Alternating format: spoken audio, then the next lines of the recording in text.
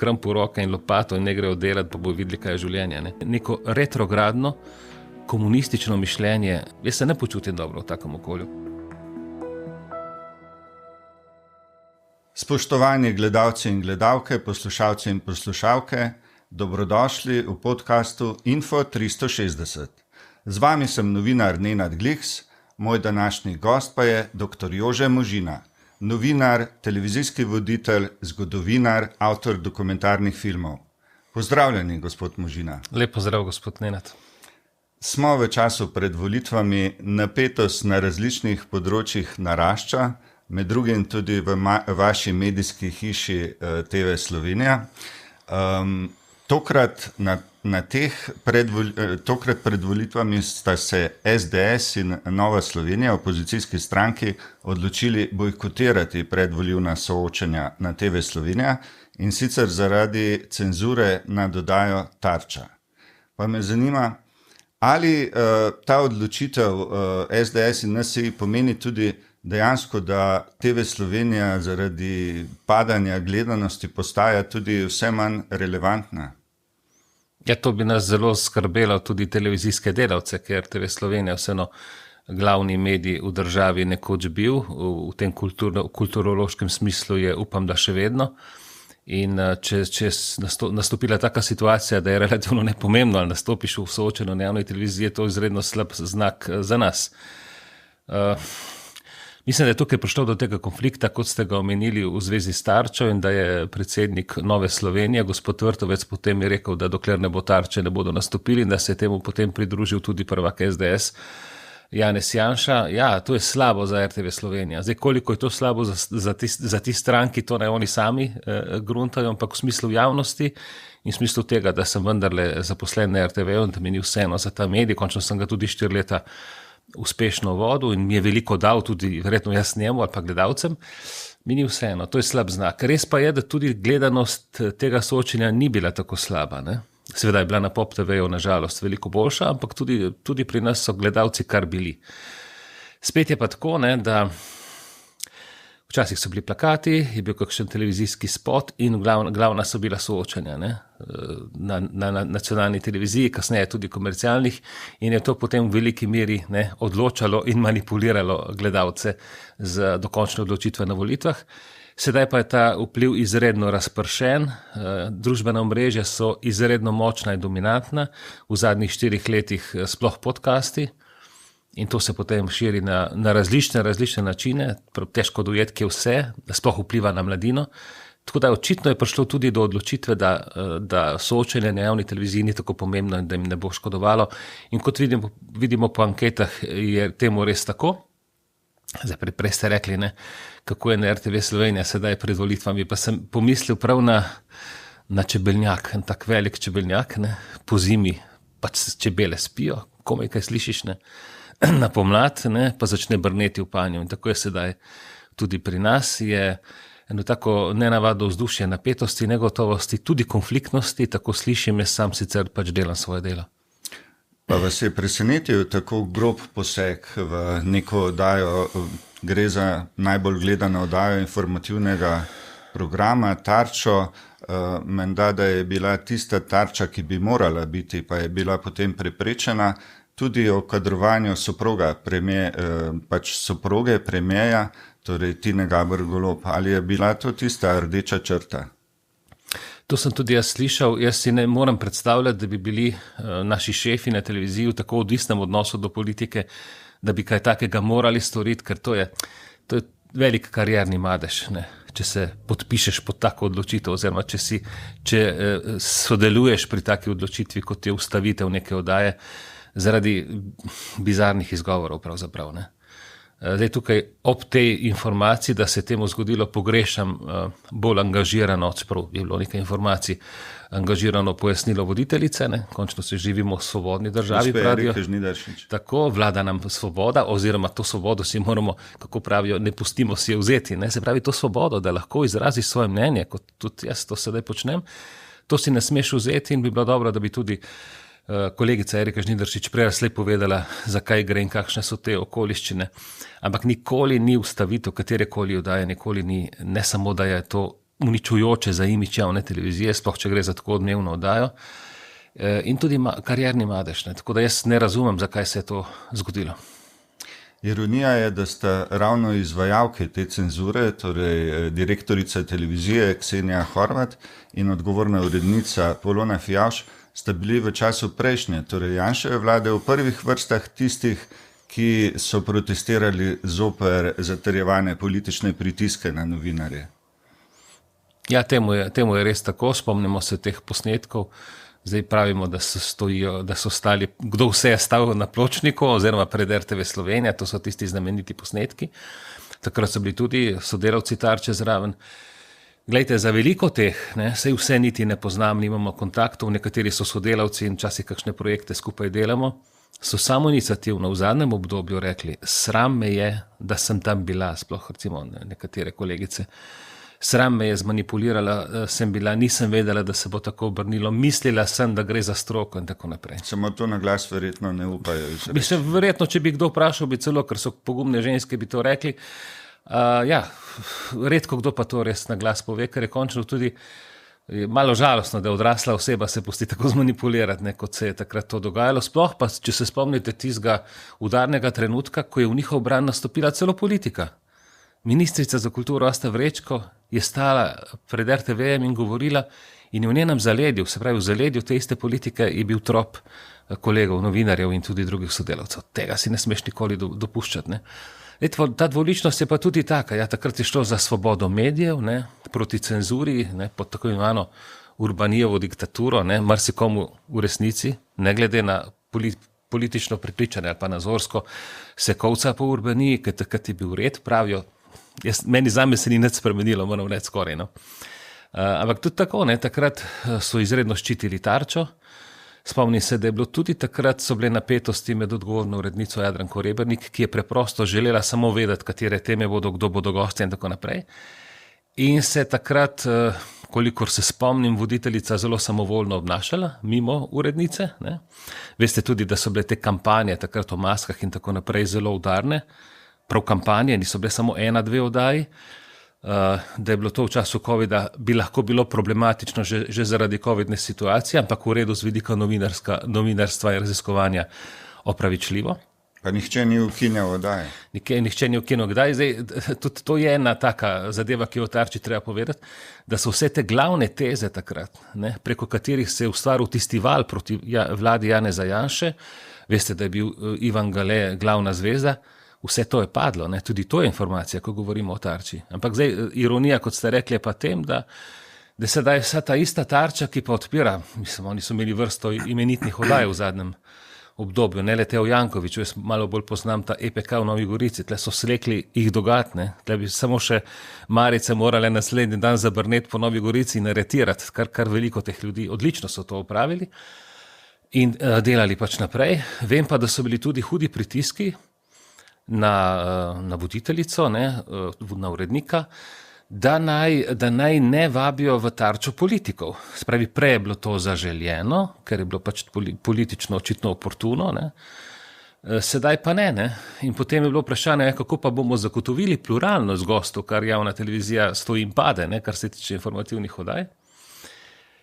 Da bomo dali strokovnjake, ampak ti strokovnjaki so zmeraj levi ali pa ekstremno levi. Tako da smo imeli tudi, vsaj tako, to je moje mnenje, moje opažanje, v zadnjih mesecih, letu, niz oddaj, kjer smo pogrešali tudi nekatere, ki so mogoče malo drugačnega nazora, da bi tudi pokomentirali zelo, zelo pomembne teme, ampak se je to dogajalo v nekem mehurčku.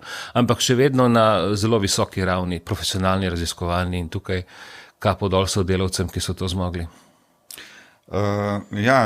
Kako pa komentirate odnos novinarjev?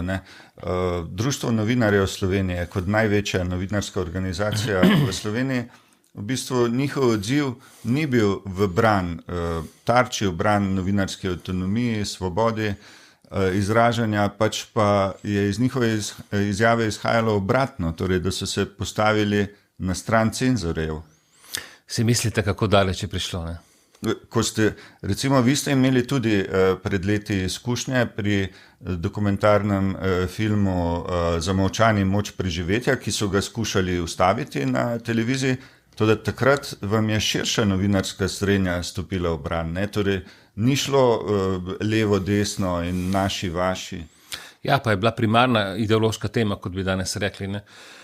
Šlo je za žrtve medvojnega revolucionarnega nasilja in otroke, ki so govorili o svojih umorjenih starših. Ne, bila huda tema takrat. Ja, drži, takrat so ta film umaknili že iz sporeda. Končno, ko ga je nekdo pred predvajanjem si je šel ogledati, ne.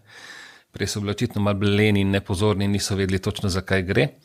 In ko si je nekdo to šel pogledati, so med en petek popoldne poklicali, ne, vsi zariplih obrazov, ne. To je bil neverjeten pritisk takrat Janeza Kocjančiča, ne, ki je bil predsednik sveta RTV. Kdo pa je bil še zaripal takrat? Ja, spomnim se direktorice televizije Mojce Menard, ki je bila bolj kolateralna škoda, se mi zdi, kot sem videl. Pa takrat odgovorna novica je bila pa Tanja Starič. Ne. Ona je pač imela potem tisto eksekutivno vlogo. In film so dejansko že umaknili z nekimi trivialnimi izgovori, ki niso držali. So ga že umaknili iz sporeda. Jaz, ko sem prišel domov iz službe, je bil že gor film Rdeči veter, se spomnim. To je bil pa od kolegice Alme Lepajne, nek film, mislim, da v Delavcih na Jesenicah. Potem, če se dobro spomnim, pa tudi ona malo tako podivjala, rekla, ne boste vi tam cenzurirali z nekim mojim filmom, ne? Pa so pa dali nek film o žuželjkah z naslovom Zajedavci. Ampak da, javnost je bila tako osupla, jaz tudi sam moram, da sem imel tisti pogum kot mlad novinar, da sem šel v medije. Takrat sem srečal v centru kolego Bernarda Nežmaha, ne? In on je bil naravnost navdušen na to cenzuro, je rekel, pa to treba sem govoriti o tem, ne? V bistvu reklama. Ja, tako, ne. Treba imeti ta pogum, da se to naredi. In res, to je bilo v Delu, je bil članek v Nedelu na to temo in so bili tako veliki pritiski javnosti potem in tudi novinarskih združenj. Se spomnim kolega Rajka Geriča, ki je pač takrat vodil aktiv na televiziji, pa to je bila front, ne, to je bilo močno, to so bile močne izjave, odločne. Vodstvo je še poskušalo z nekaj manevri, ampak potem se je morala udati in je bil film na sporedu, pazite, ne. Takrat. Ampak kaj se je zdaj v teh letih, v teh, ne vem, 20 letih kaj se je zgodilo, spremenilo z novinarji v bistvu, da ni več te pokončne drže, kot je bila nekdaj? Neverjetna erozija vrednot se je zgodila. Ne? Jaz tudi sam opažam, veste, da nisem zagovornik bivšega režima, ne? Ampak a veste, da so tudi ti starejši novinari pa uredniki, ne? Tudi ki so bili partijci in tudi nekateri čuvari, kaj ne rečem, lika in dela Milana Kučana, se spomnim, če si se kaj Kučana dotaknil, so bili zelo, zelo pozorni. Ampak so imeli neko konstitucijo, neko integriteto kljub vsemu in smo se mi seveda o določenih zadevah ne strinjali, tudi sprli, ampak smo se spoštovali, moram reči. Ne? In je neka solidarnost obstajala. Mislim, da šlo to za generacijo, ki je bila še vzgojena v nekem duhu enih elementarnih moralnih vrednot in da je zdaj erozijo teh vrednot, veste, so že v izobraževalnem sistemu, že, kaj ne rečem, profesori, učitelji, ki že tega nimajo in nekako tonemo, ne. To je ena od razlag. Druga je tudi ta, da na polju novinarstva ni nobene prave selekcije, ne. Skoraj, dobro, ni lih vsak z ceste dober, ampak včasih tudi tako, ne. Je bolj pomembno, kaj zmore, kaj lahko, kakšno orodje je lahko za določeno politično opcijo ali pa ekonomsko potrebo, kot pa koliko je dejansko, koliko premore integritete in znanja. In tako da tle so zlorabe novinarstva, to je šlo v sozvočju s tem, kar sedaj govoriva, ne. Zato tudi, recimo, da se kolegi ne oglasijo, ne, za tak eklatanten primer, čeprav je spomin še zelo živ, kako so se zavzeli o prejšnji situaciji, ko niti približno ni bila tako. Takrat so bili nikogaršnji hlapci. Ja, in jaz ne vem, kako razmišljajo, mi ni čisto jasno, nekatere vem, da je sram, ampak sem pa tudi na nekaj pomislil, ko sem nekoč gledal pred RTV-jem, sem šel pač noter, nikogaršnji, veste, je tako z malo bolj, hlapci pa z veliko, ne. In ko ti bolj oddaleč gledaš, veš, čaka so nori, piše samo hlapci, ne. Tako da, veste, tudi to je tukaj ironija, ne, da so se v bistvu sami sebe razglasili nekateri za hlapce, dobro, ne, in za nekatere to žal tudi velja. Ste bili pa tudi vi deležni nedavno cenzure, Ja. In sicer pri oddaji Intervju bi morala biti gostja Urška Cankar Soares, zagovornica pravic nerojenih otrok, pa vam je odgovorna urednica Fijavž to preprečila, češ, da bi gostja razlagala protiustavne stvari. Ja, to je norost, to je tudi v sozvočju s tem, kar so prej govorila, da ni nobene spodobnosti in zdrave pameti. Jaz ne vem, kaj je Fijavževo, s katero se mi dva skušava normalno razumeti in vrsto stvareh se tudi normalno pogovorimo, kaj jo je prijelo. Ne? Ba je, to, nekdo rekel, da je bila pod drugimi pritiski, da se je to zgodilo. To je tudi en madež velik. Uroška Cankar Soares ni Nika Kovač, to res ne, ampak je mama 4 otrok, takrat je imela še eno dojenčico, sva imela prav idejo, da jo bo na koncu še vzela v naročje v intervjuju, zato da bomo promovirali, ja za božjo voljo kaj, tudi materinstvo, tudi te vrednote, promovirali, predstavili tisto, kar ona sama nosi v sebi, ne? A veste, tudi ona, ne ona, ne gre za to, da bi ona kaj izgubila, gre za to, da so izgubili gledalci, ker so izgubili informacijo o nekem gibanju, ki je pomembno, ki napolni ulice Ljubljani, Kopru, Mariboru. In zakaj ne bi spoznali, kaj te ljudje mislijo? Sej, če bo kaj, jaz sem mi tudi rekel, če bo kaj narobe, vzamem jaz to nase in lahko tudi scenzuriramo oddajo, ko bo posneta. Mislim, naredite to, ne? Ne, ni smela biti posneta.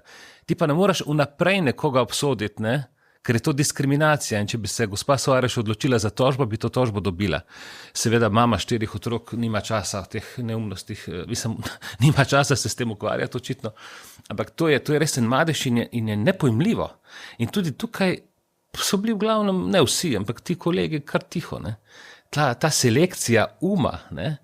Da so ti dvojni standardi tako prostodušni, ne? Tako brezsramni. Ne vem. Jaz se ne počutim dobro v takem okolju. Čeprav na RTV-ju je še vedno zelo veliko, včasih se nam dela krivica, zelo veliko kvalitetnih sodelavcev na različnih nivojih, predanih, zvestih, natančnih, strokovnih, zato tudi številni naši programi zelo dobro uspevajo. Mnoge je pa očitno, oziroma vsaj nekatere zmotila tudi sama oddaja intervju, oziroma nasploh vaši gostje, ker so vam tudi premaknili termin na poznejšo uro. Kakšne posledice je to imelo, ta premik termina? V dobi, ko se je to zgodilo, smo še z 2 kolegoma delali to oddajo. To je bil Zvezdan Martič in Edvard Žitnik. In ker je bil takrat kot bivši vodja Zvezdan bolj adaptiran na te gledanosti, ne, je rekel, boš videl, to nam bo vzelo polovico gledalcev in tako se je tudi zgodilo. A je bil to namen vodstva? Da so prepolovili število gledalcev. Seveda potem ti ljudje, ki so zvesti gledalci, grejo to pogledati za nazaj, si poiščejo na spletu. To drži, ne, tako da ta številka ni tako pošastna, ampak v tistem realnem času si jih ogleda toliko manj. In tudi tle je nek psihološki učinek tudi za tiste, ki smo se ukvarjali tudi z načinom delovanja televizije in formiranja televizijskih programov in umestitve v prime time, vemo, kako pač to je. Če nekaj ni v elitnem programskem času, je drugorazredno ali pa tretjerazredno. Jaz za pričevalce, ker se ljudje tudi pritožujejo, ne, da so pozno in prepozno, ampak jaz to razumem, gre za tako vrsto oddaje in jaz nisem nikoli rekel, da je kaj narobe s tem. To je pač oddaja, ne, ki si jo lahko ogleda nekdo potem dejansko za nazaj, naslednji dan, ker so bile tudi oddaje zelo dolge, za intervjuje to je pa nekaj drugega. To je bila nekdaj paradna oddaja na televiziji Slovenija, ne, ki je končno bila del ene formacije javnega medija, ker so nastopali vsi, širok krog ljudi. In ne vem, po eni teoriji, po enem občutku je vodstvo ali pa del vodstva začelo motiti, da tu pa tam in tle se vidi, kako se ta prostor pluralnosti in nazorske raznovrstnosti oža, tako občutek sem tudi jaz imel, ker so bili tudi vpletanja neprestana, ne. A v goste? Kdo ne, pa ne spet ta, pa dajmo rajš to, pa dajmo rajš Danila Tirka in tako naprej, ne. Jaz pa nisem človek tukaj za kakšne hude kompromise, ne. Glede na to, kdo vse na televiziji dela in kakšne vse goste imamo, sem jaz sam napovedal, da bom poskušal, ne zdaj absolutno, ampak tako, da je moj namen nagib poiskati goste z drugačnega nazorskega polja, ki bodo dopolnjevali to, rečem, precej ideološko enolično podobo sploh informativnega programa, se to je dejstvo. Mogoče bo kdo kdaj naredil diplomo na to temo, že kar doktorat bi lahko, ne, ker to, kar se zadnje čase dogaja, ni prav zgledno, kar se tega tiče. Ne. Drugač pa ne, veste, vse so mi učitelji, zakaj vabim samo to. Jaz sem povabil tudi nekdanjega predsednika Milana Kučana, 2-krat uradno, pa verjem. Se ni odzval. Ne, in tudi tako vidite, kako oni komunicirajo v smislu, kot da smo v neki kastni družbi. Tudi odgovorili niso meni nazaj, ampak prek urednice, ne. če sem zelo prijazno napisal, in verjemite, da ta pogovor ne bi bil nič napadalen, nič surov, nič od tega. Verjetno mu pa ne bi naprej pošiljali vprašanj. Ne, to ne. Mogoče je to pričakoval. In mogoče dramsko igro, kot je takrat gospod Sivec razkril, ne? Da ko je prihajal Janša, ni bilo vprašanj naprej, ko je prihajal, pa to je v mojem intervjuju Sivec povedal, to jih je verjetno tudi zelo zmotilo. Ko je pa prihajal Milan Kučan, je dobil vprašanja že naprej, so jih kar po redakciji zbirali, ne? Zato je on to vedel, mu jih oddali in potem je on prišel in pa je gospod Sivec tako simpatično povedal, da je bil ta pogovor Milana Kučana na radiju kot dramska igra. Ne? Ne, to ne, ampak bi ga vprašal določene stvari, že iz dobe partijske zgodovine, kako se je režim pravzaprav upiral demokratizaciji, na, kot je zdaj razkrito, izredno sporno vlogo, ki je Milan Kučan imel v času procesa proti četverici, ker so se veste, sprenevedali in tudi zmagal je na volitvah potem leta 90, v smislu, da naša partija ni nič vedela, da je to vse bila zadeva vojske, pa je bilo ravno obratno, ne? Partija je v bistvu dala to vojski za počistiti. Kakšna je bila njegova vloga pri čiščenju arhivov? Morate vedeti, da je približno 80 do 90% najbolj obremenilnih arhivov za komunistični režim uničenih in to v dobi demokratizacije, ko je prišlo do politične spremembe. Papirnica v Vevčah, Žaga v Borovcu pri Kočevski reki, ne? Tam so to kurili in so šli celotni arhivi. Ampak že tisto, kar je ohranjeno, kar se jim je spovzelo iz rok, že to kaže na naravo tega pošastnega režima, ki je pač hromil Slovence desetletja, dokler se ni sesul sam vase, ne, najprej. Vse to bi ga pa tudi vprašal, ne, in odgovoril bi, kar bi odgovoril, ampak ta gospod se niti po 35 letih demokracije, za katero pravi, da jo je ustvarjal, ne upa stopiti pred mikrofon nekega, bomo rekli, nazorsko drugače mislečega novinarja in se z njim pogovarjati. Ker pač te okoliščine ne bi imel pod kontrolo, ne, kot je bil verjetno navajen. Nisem slišal, da bi ga katerikoli novinar kadarkoli spraševal te stvari. Ne, to je kot nek skrit dogovor, da se to očitno ne dela. Jaz sam sem sicer imel za oddaje, delal sem dosje o Slobodanu Miloševiću, na zelo uspešno oddajo se jo tudi v tujino prodali takrat na televiziji in takrat je bil dogovor, ja, da sem ga snemal. In potem še enkrat oddajo o plebiscitu, o slovenskem plebiscitu, ker je pač tudi on svoje lahko povedal. To so, ne da so oddaje o zgodovini, ampak so tudi zgodovinski dosežki te oddaje, ker noter nastopajo v resnici vsi akteri, ki jih danes ni več. Tudi dr. Bučar in ostali. Ne? Tako da to so kar veliki dosežki. Vem pa, da enkrat bo tako, da jaz bi moral zjutraj pač vzeti ekipo in iti posnet, ta dogovorjen pogovor. To ni bil pogovor, to je bilo zastavljanje 2 vprašanj predsedniku Kučanu, ampak glej si ga zlomka, jaz pridem, ekipe ni bilo več. In potem pride ekipa nazaj in z njo Vlado Krejač, ki je bil takrat moj urednik sicer, ne, ki ni imel nobene veze s tem dokumentarnim filmom. In seveda najboljša obramba je napad in on se rekel, kaj si pa ti šel to snema, se nimaš nobene veze s tem, ne? Ja, je rekel, kaj, pa se pa on hudoval, češ, kaj so mene utoporili, jaz tudi nimam nad tem in tako naprej. Ne. Se je že takrat videlo, da predsednik Kučan ni prenesel, da bi bila tam neka druga oseba, ne. To je res mora biti počiščeno vse, očitno res, tle gre za tak avtoritarni diktatorski sindrom, ki se ni sposoben soočiti z ljudmi drugače mislečimi. Ne. Ja, zdaj smo pričali tudi temu, da se ni sposoben soočiti z drugačno oblastjo, ne, ker napoveduje v intervjujih, da bi bila 4. Kučanova vlada najhujša od vseh in tako dalje. Ampak nekaj bi vas vprašal drugega. Vi ste bili deležni tudi mnogih napadov zaradi svojega novinarskega dela. Zadnji in tudi najbolj primitivni, tako verbalno, je bil od strani pesnice in pisateljice Svetlane Makarovič, ki vam je na enem od protivladnih shodov v času prejšnje vlade namenila eno izrazito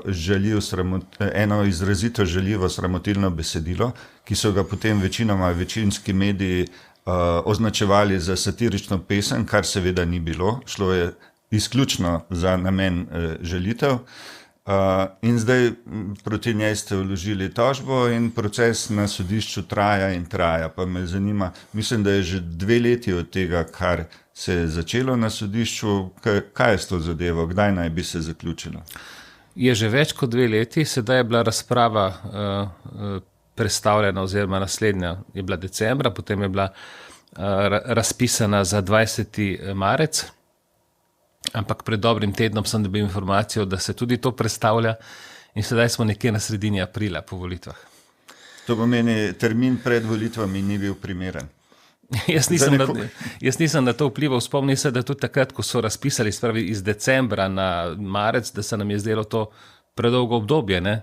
Da so stvari relativno enostavne. Dobro, nič ni tako zelo enostavno, ampak tle je vse transparentno, nič prikrito. Ne? To sramotilno besedilo, tudi kar smo se pogovarjali, spraševali, kar je tudi odvetnik iskal, ni primera takega izbruha sovraštva, nestrpnosti, vulgarnosti, kar hočete, na javnem mestu proti komorkoli v novejši slovenski zgodovini. Ni znanega takega primera. Tako da ona tukaj nima nobenega izhoda, ne, če računamo na to, da je sodna veja oblasti kolikor toliko normalna, nima. Ne, tako da seveda je njen odvetnik izrazito napadala, ni nesramen, moj ni, je korekten in poskušamo, mi verjamemo, da bomo z argumenti, ki so to dosegli. Veste, ona ta sramotilni nastop, ta upitje, ne, pazite, to je bilo pod huronsko množico tle na Trgu Republike pod spomenikom revolucije. Ona to za na koncu tudi zaupije, jezik za zobe možina, ne, vsi tam navdušeni. Hoče reči, da tudi to je poziv k utišanju novinarja javne televizije, zakaj že? Se je povedala, ne, zaradi oddaj, pričevalci. Kjer ste razkrili drugačno verzijo dogajanja v Dražgošah, kot je bila dolga leta uradna. To je bila pa utrip, ja. To je bila utrip in potem, ko smo na sodišču, ne, ja, če ne bi bilo Dražgoš, bi govorili nemško, je njen odvetnik rekel. Ne. To so take, veste, ne. Mislim, če ne bi bilo Dražgoš, kaj pa... To je pravzaprav noro, ne, noro, ker ta refleks njihov je tak, kar rečem, prav otročje, ne.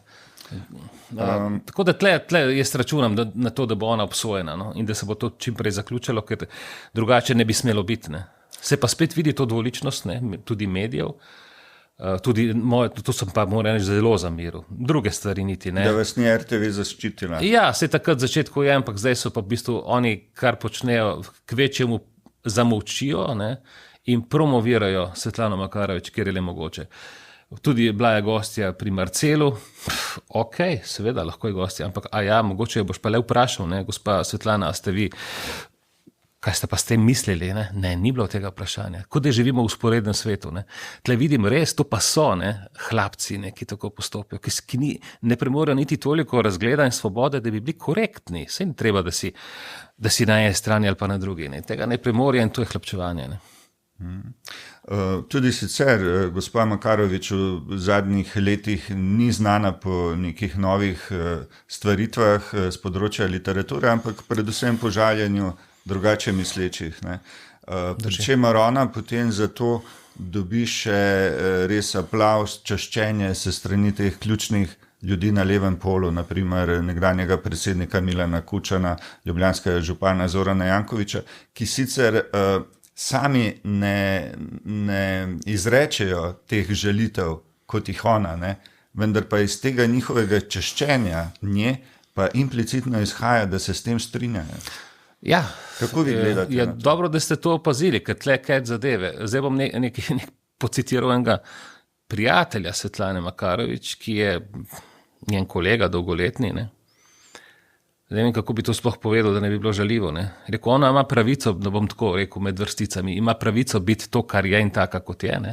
Pač vsak ima pravico, da tudi je nor, če hočete. Ampak gre za ozadje, ki to izkorišča, ne? Ki pa to brutalno izkorišča. Morate vedeti, da to, da je protipravno ministrica za kulturo namenila tistih 8.000 evrov, ne? To je očitno nagrada, tako razumejo. Ne? Tako v tem svetu razumejo. Tudi ko je prišla takrat izsiljeno na oder v družbi Jenula, takrat na Prešernovi proslavi. Jaz sem bil takrat še član odbora za Prešernega sklada in sem sedel v prvi vrsti na levi strani. A veste, a poznate film Moj ata, socialistični kulak, ne? Ko se je obrnil režim in ko bo enkrat Tito, potem je bil, ne, najprej bil Stalin, potem je bil Tito, ne? In tam v enem prizoru ena učiteljica se dobesedno izstreli iz stola in histerično ploska, ne? Učiteljica. Evo, podobno je bilo, ko se je Svetlana Makarovič stopila na oder, tako je strelilo Asto Vrečko iz prve vrste, res, ko v neki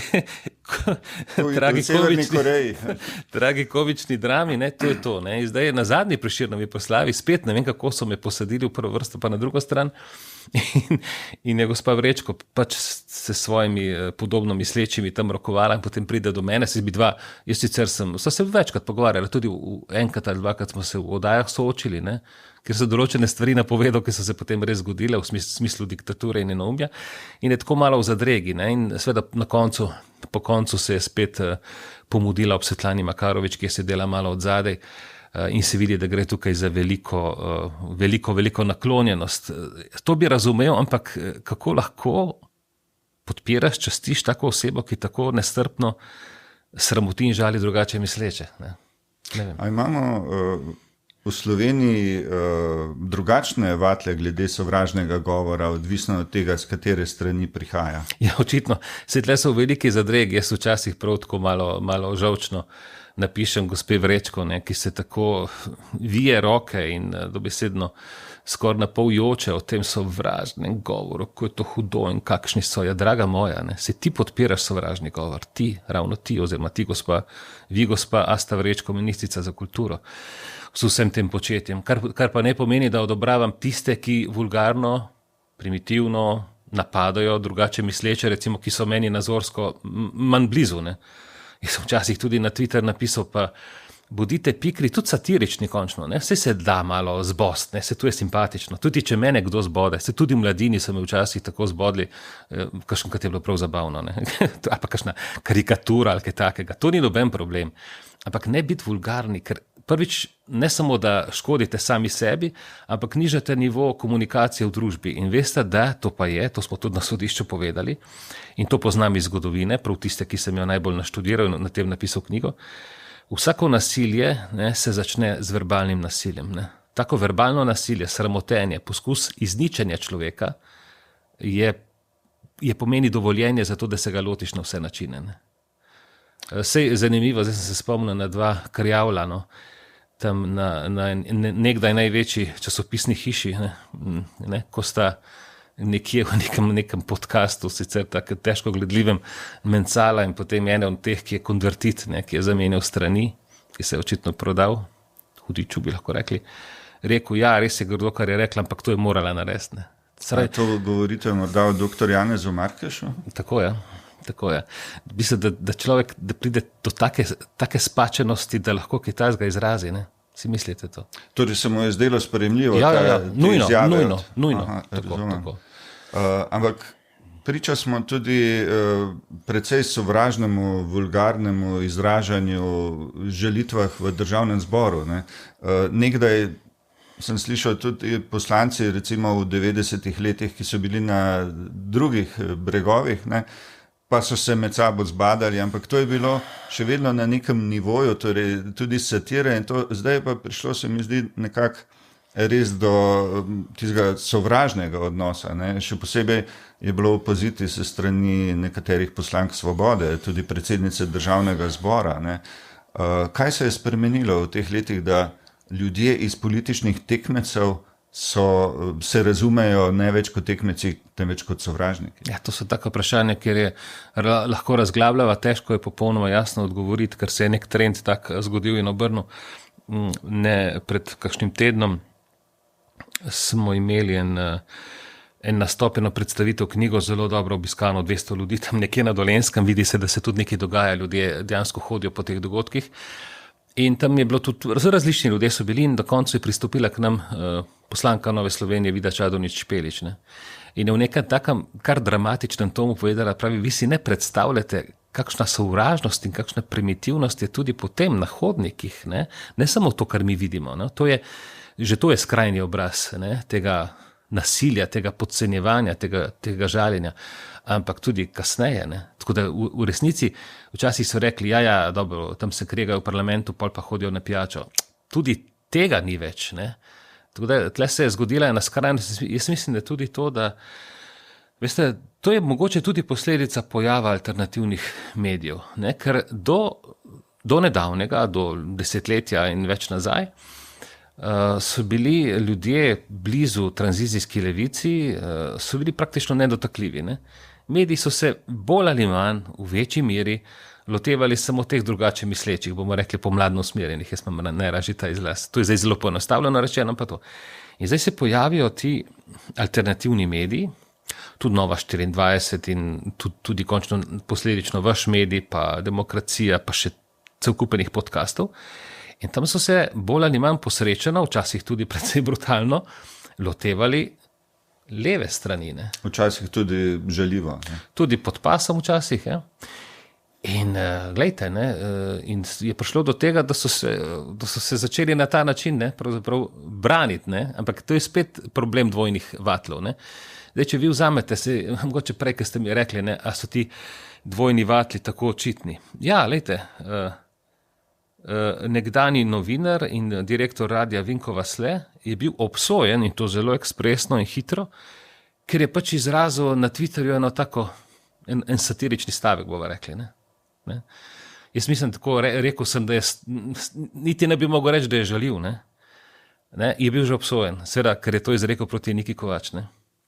Moj primer, ki je pa 100-krat, 1000-krat hujši, ne. Sploh gre za drugo stvar, ne. Pa dolgo traja. Dolgo traja in tudi vprašanje, ne. In pol imate take ljudi, ki pravijo, glej, mi živimo v taki dobi enoumja, da si pravosodje ne bo upalo obsoditi Svetlane Makarovič. Samo, če si ne bo upalo obsoditi za take žalitve, potem je dovoljeno vse. Bravo, tako je dovoljeno vse in pa se bo lahko tudi o gospe Makarovič in od vsem tistim, ki nam niso všeč, jih opletalo s takimi izrazi, kot so svinja, izdajalec, kar hočeš, in seveda potem se sklicevalo na satiro, ne. Bomo pa satiro, ne. To je nevarno. To je nevarno, ja, tudi recimo pred temi volitvami smo spet priča katastrofičnim napovedim, kaj se bo zgodilo v Sloveniji, če pride slučajno spet na oblast Janez Janša. Slišimo, da bo to najhujše od vsega. Predsednica Državnega zbora Klakočar Zupančič pravi, da bi v tem primeru padli v temo in tako naprej.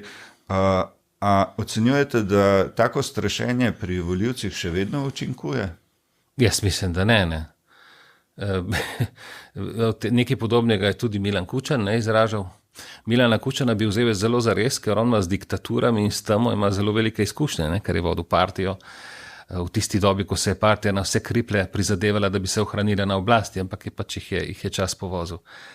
Ne bi smelo imeti nobenih učinkov, vidi se, kako pravzaprav za ohranitev oblasti ne izbirajo sredstev. Jaz tako nazorsko sem usmerjen bolj pomladno, niti ne desno, levo se ne bi opredeljeval, ampak dejansko vrednote slovenske pomladi so mi najbliže, takrat, ko je naš narod tudi še v največji meri dihal z obema kriloma pljuč, in smo tudi največ dosegli. In bili najbolj enotni. Tako, najbolj enotni, seveda. In je to ta sanjski čas, kateremu bi se morali vračati zmeraj po navdih.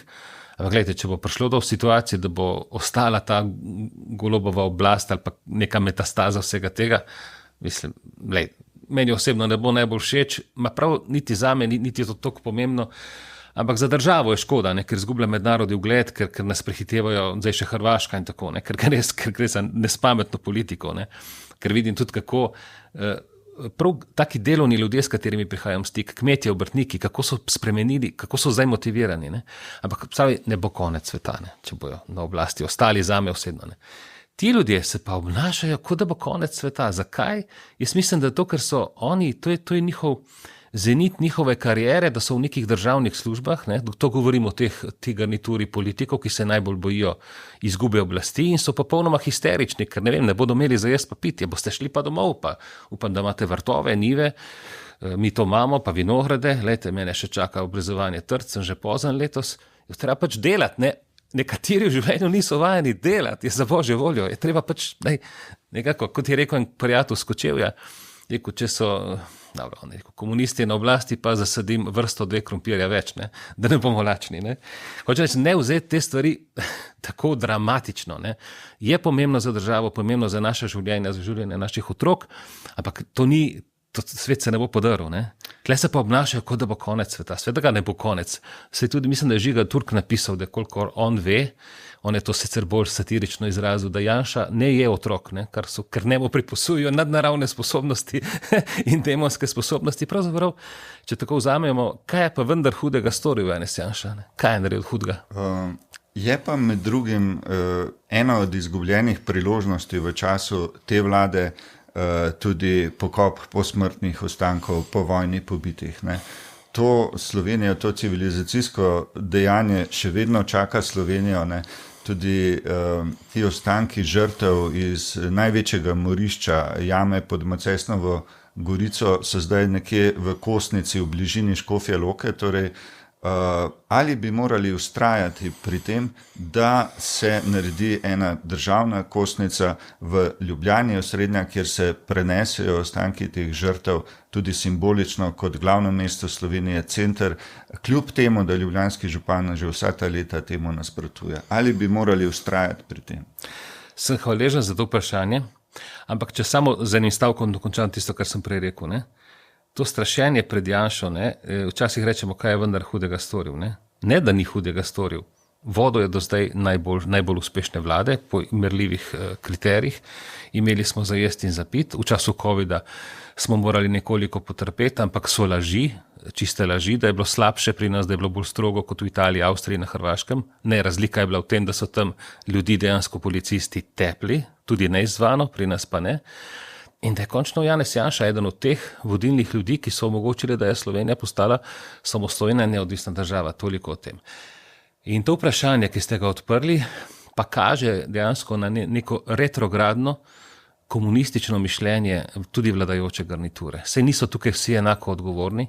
Seveda bi si Slovenija, če bi hoteli, da začnemo v večji meri dihati z obema kriloma pljuč, kar je že takrat leta 90 kazalo, tudi ko je bila spravna slovesnost v Kočevskem Rogu, se je nekako dalo eno priznanje, eno vrednotenje in ta začetek procesa je potem, mislim, da predvsem po zaslugi Milana Kučana zastal, ker so takrat obljubili spravna dejanja, ampak so imeli nekateri dobesedno fige v žepih. Jaz sem sam član vladne komisije za prikrita morišča, grobišča in mi imamo po zakonu dolžnost, da izberemo pokopno mesto. Na koga se boš tukaj ozrl oziroma koga boš tukaj v največji meri upošteval, ko se določa pokopno mesto? Ja, svojce, kdo pa ne o tem odloča? Svojce žrtev, ki so bile brezpravno pomorjene in so tudi pred zakonom nedolžne, vsi od teh 3400, če govorimo o Cesnovi Gorici, skupaj seveda 50 Romi. Ker jim ni bilo sojeno nikoli. Itak da ne, pa to so bili tak mladi fanti po večini.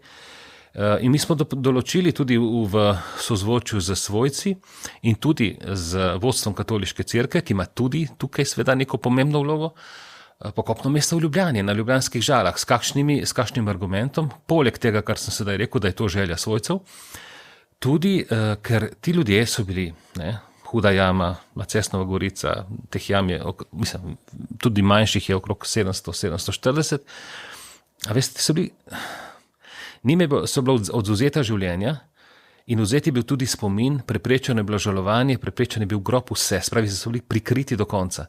In njih moramo mi, ne samo verbalno, ker to bi bila hinavščina, mi jih moramo vrniti v kolektivni spomin tudi tako, da jih imamo v jedru slovenstva, tam, ker imamo pokopane končno tudi okupatorjeve vojake, partizanske borce, tam je osrednji spomenik iz Prve svetovne vojne, tam je spomenik iz Korzike, se pravi, to je centralno slovensko pokopališče v ta namen, a veste, zato da jih tudi formalno oziroma da jih tudi simbolično vrnemo v slovenski kolektivni spomin in na ta način vam rečem, jaz sem tudi to neformalno rekel kasnejšemu ministru Poklukarju, pa dajte vendar vi to narediti.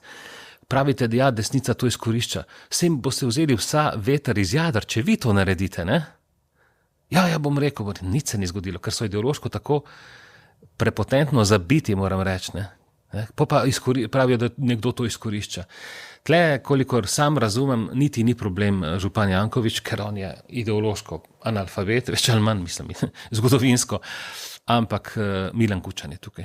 To je ta tista ključna oseba, ki je zamudila to priložnost, da bi vsaj po letu 91, da bi se demokratiziral in da bi podobno, kot so zmogli številni vzhodnoevropski voditelji, bivši komunistični, se prilagodil demokraciji in v njo soustvarjal, ne. Milan Kučan pa jo je dejansko na številnih točkah zaviral in tudi tukaj. On se sicer zgovarja, da on se v to ne vpleta in da to desnica izkorišča. No, pa dajte, gospod Milan Kučan, dajte vi javno povedati, da ste za pokop v Ljubljani, dajte se za to zavzeti. Nič manj vas ne bo. Kvečem boste vzeli potem vašim kritikom bistvene argumente, tudi meni, ampak z veseljem, ne, bom to dočakal. Dajte se zavzeti za pokop v Ljubljani in bo potem stvar, kar se tega tiče, urejena. In potem seveda lahko nastopi, se začne proces, ko bo ta zgodovina, ki je še zmeraj tako živa, prepuščena zgodovinarjem, ne, kot kar si nekateri želijo.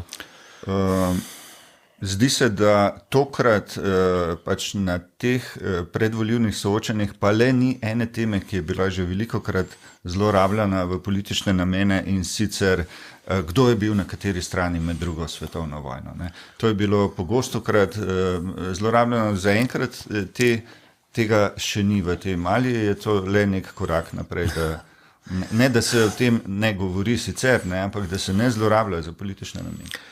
Glejte, to opažam, ampak to ni po zaslugi, moram reči, vladajoče politike, ker ta vladajoča politika, če gledate proslave, te, ki so povezane z drugo svetovno vojno, s partizanskim gibanjem, tudi zlorabe, kot so Dražgoše, so tukaj čedalje bolj agilni in aktivni, ne? Čedalje bolj agresivni, bi lahko tako rekel, ne? To, da se umikajo z teh tem, je posledica pravzaprav novih zgodovinskih raziskav, ki so vendarle prodrle v javnost, ne? Tle moram reči, da tudi jaz sam, pa številni moji kolegi so v smislu raziskovanja druge svetovne vojne, povojnih pobojev, dr. Dežman, dr. Ferenc, cel kup jih je na inštitutu tukaj na SCNR, Inštitutu za narodno spravo je kup, mislim, nisenih, zelo kvalitetnih zgodovinarjev, ki odlično delajo. In tukaj je, gledajte, kar se tudi končno knjiga Slovenski razkol, tukaj je resnica že prevladala. V strokovnih krogih med nami zgodovinarji je popolnoma jasno, te bistvene stvari so pojasnjene. Seveda je moč medijev in tudi šolskega sistema taka, da se temu še upira, ampak prej bo to prodrlo naprej. Tako da z tega bojišča so se v glavnem, ne, kar se tiče argumentov, so se že umaknili, zato pa so ti verbalni napadi in tudi ti vulgarni napadi ne samo name, tudi na druge kolege, ampak a mislite, da je Svetlana Makarovič, da je to zaradi tistega utripa? Ne, to je v bistvu za nasplošno uničiti kredibilnost osebe, ki je raziskala eno od temeljnih tem, prestižnih tem naše medvojne zgodovine, za to gre, ne. Ampak resnica je prodrla naprej, ni več rentabilno za njih, tudi se pritožujejo, da upada interes za partizanske proslave, kar je po svoje žal, če so te proslave komemoracije za mrtvimi, ne. Če pa gre za propagandna orodja, je pa čisto prav, da ljudje tja ne hodijo. In še zadnje vprašanje, ali pričakujete v primeru, da Janez Janša znova prevzame vlado, spet kolesarske proteste? Ja, mislim, da je tle tam proti RTV, ko gre še ena kolesarska delavnica z enim prijaznim gospodom, ne, in je že cel kup koles zunaj pripravljenih na pohod pomladni, so že podmazana, ne, definitivno. Veste, to bo takoj bo diktatura. Prvi dan, mislim, malo karikiram, ampak če bo prišlo do spremembe oblasti, ne vem, če bo, ne samo, mislim, da ne samo kolesa, bo tudi motori in še kaj drugega prišlo poštev, ker to spet, zdaj se bom malo pošalil, ne. Vrsto teh ljudi, ki so tako angažirani protestniki, so pravzaprav najeti, to so plačanci, to so NVO-ji, ki niso nevladne organizacije, ampak so vladne organizacije za podporo levičarskim vladom, ki jim omogočajo preživetje. Ne vsem, ampak tistemu bistvenemu jedru, ne. In dejansko so plačani za to, da protestirajo, in je prav žalostno videti, ne, so bili to petki popoldan. Jaz sem brzel iz službe kakšenkrat, da bi šel mal, ne vem, s kolesom, sicer gorskim kolesom tle okoli Ljubljane, in vidiš, kako so ženice 70 let stare delale na polju in na vrtovih, ne. Tukaj pa se je ta mladina, ne, brezdelna potikala s kolesi. Protesti so dovoljeni, so celo nujni, so nekaj pozitivnega, ampak to, kar smo mi tukaj videli, tisti, ki smo to spremljali od blizu, To je bilo v bistvu, to je bilo v bistvu, jaz bi tako, ko en moj sosed pravi, ki je navaden delavc, je rekel, delati kramp v roke in lopato in ne grejo delati, pa bo videli, kaj je življenje. Ne? Malo tega je res. Ne? Vsekakor nas čaka še pestro predvolilno in povolilno dogajanje. Morala bova zaključiti. Gospod Možina, hvala za gostovanje v podcastu Info 360. Vam pa, spoštovani, hvala, da ste nas spremljali in lepo zdrav do prihodnjič.